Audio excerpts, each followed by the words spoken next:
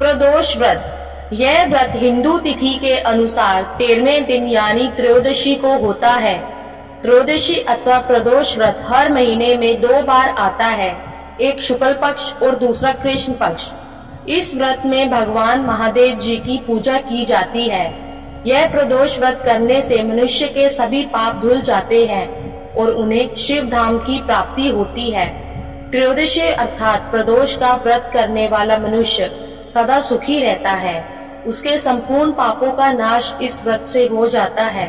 इस व्रत के करने से सुहागन नारियों का सुहाग सदा अटल रहता है। बंदी कारागार से छूट जाता है। जो स्त्री पुरुष जिस कामना को लेकर इस व्रत को करते हैं, उनकी सभी कामनाएं कैलाशपति शंकर जी पूरी करते हैं। सूत जी कहते हैं, त्रयोदशी व्रत करने वालों को 100 गौ दान का फल प्राप्त होता है। इस व्रत को जो विधि विधान और तन मन धन से करता है, उसके सभी दुख दूर हो जाते हैं। प्रदोष व्रत कथा। बहुत पुरानी बात है। एक पुरुष का नया नया विवाह हुआ था।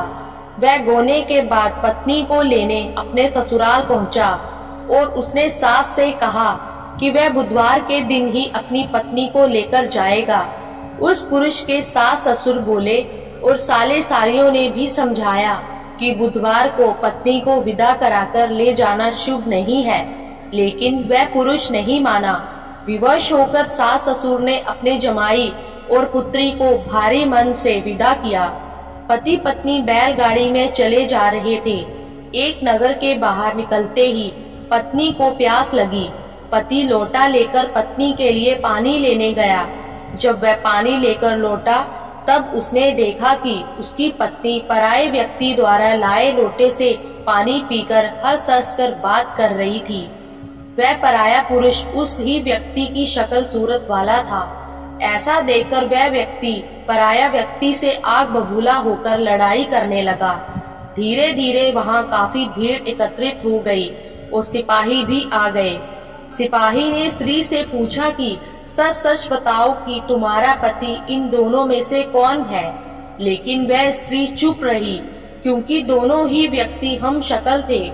बीच राह में अपनी पत्नी को ऐसे देखकर वह व्यक्ति मन ही मन शंकर भगवान की प्रार्थना करने लगा कि हे भगवान, मुझे और मेरी पत्नी को इस मुसीबत से बचा लो। मैंने अपनी पत्नी को बुधवार के दिन विदा कराकर जो अपराध किया है, उसके लिए मुझे क्षमा कर दो। भविष्य में मैं ऐसी गलती कभी नहीं करूंगा। भगवान शिव उसकी प्रार्थना से प्रभावित हो गए और दूसरा व्यक्ति उसी समय कहीं अंतर ध्यान हो गया। इसके बाद वह अपनी पत्नी के साथ वह सही सलामत अपने नगर पहुंच गया। इसके बाद से दोनों पति पत्नी नियम पूर्वक बुधवार के दिन प्रदोष व्रत को करने लगे। तो ये थी बुधवार प्रदोष व्रत की कथा।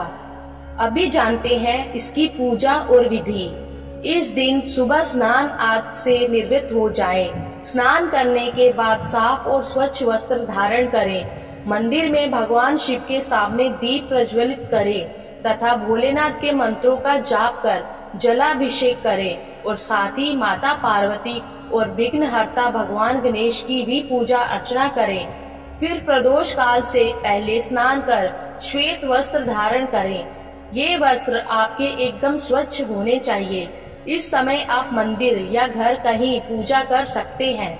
यदि आप घर में भगवान शिव की पूजा कर रहे हैं तो एक चौकी पर स्वच्छ वस्त्र बिछाएं और उस पर भगवान शिव, माता पार्वती और विघ्नहर्ता भगवान गणेश जी की मूर्ति स्थापित करें।